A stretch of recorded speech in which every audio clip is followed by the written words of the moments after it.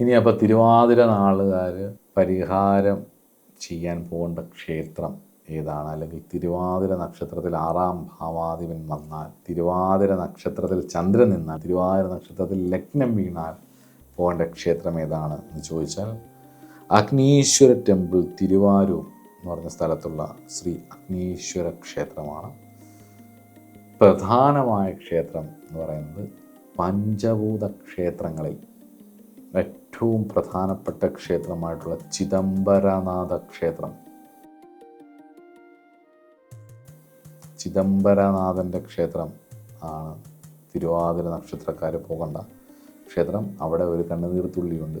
ഭഗവാൻ ഊർധ്വതാണ്ഡവം ചെയ്ത സമയത്ത് ദേവി ഊർധ്വതാണ്ഡവം ചെയ്യാൻ പറ്റാതെ നാണം കെട്ട് കണ്ണുനീര് പൊഴിച്ചുകൊണ്ട് തില്ലേക്കാളിയായി മാറിയ ഒരു കഥ അവിടെയുമായിട്ട് ബന്ധമുണ്ട്. അത് ശരിക്കും യോഗതത്വങ്ങളുടെ സഹസ്രാര പ്രാപ്തിയിലേക്കുള്ള കുണ്ടലിനിയുടെ ഉദ്ധാരണത്തെക്കുറിച്ചാണ് അതിൽ പറയുന്നത്. അത് നമുക്ക് ഇവിടെ വിഷയമല്ലാത്തതും നമ്മളിവിടെ ചർച്ച ചെയ്യുന്നില്ല.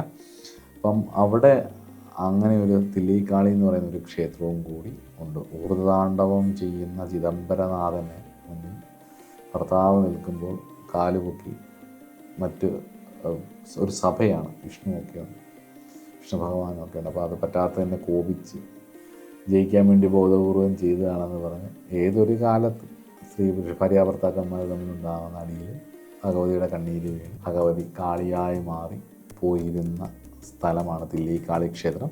ചിദംബരം പോകുന്ന സമയത്ത് അവിടെയും പോയി തൊഴണം. തഞ്ചാവൂർ ഡിസ്ട്രിക്റ്റിൽ പുതുക്കോട്ട എന്ന് പറഞ്ഞൊരു സ്ഥലമുണ്ട്. അവിടെ നിന്നൊരു 12 കിലോമീറ്റർ പോകുമ്പോൾ അതിരാമപട്ടണം എന്നാണ് തോന്നുന്ന സ്ഥലത്തിൻ്റെ അതിരാമപട്ടണം, കറക്റ്റ് പ്രൊനൗൺസിയേഷൻ എന്താണെന്ന് അറിയത്തില്ല, അതിരാമപട്ടണം. അവിടെ അഭയവരദേശ്വര ക്ഷേത്രം എന്ന് പറഞ്ഞൊരു ക്ഷേത്രമാണ്. അഭയവരദേശ്വര ക്ഷേത്രം തിരുവാതിര നക്ഷത്രക്കാർ തങ്ങളുടെ നക്ഷത്രദോഷം തീരാൻ വേണ്ടി പോകേണ്ട സ്ഥലമാണ്. രാഹുവിനെ പ്രീതിപ്പെടുത്തുക.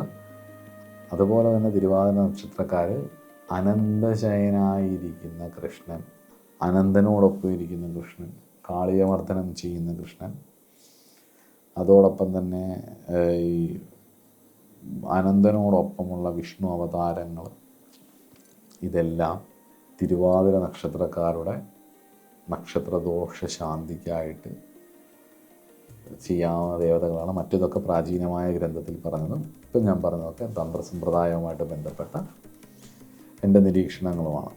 അപ്പം ഇതൊക്കെ ചെയ്ത് സന്തോഷമായിട്ടിരിക്കുക. എല്ലാവിധ ഐശ്വര്യങ്ങളും ഭഗവാൻ തരട്ടെ എന്ന് പ്രാർത്ഥിക്കുന്നു.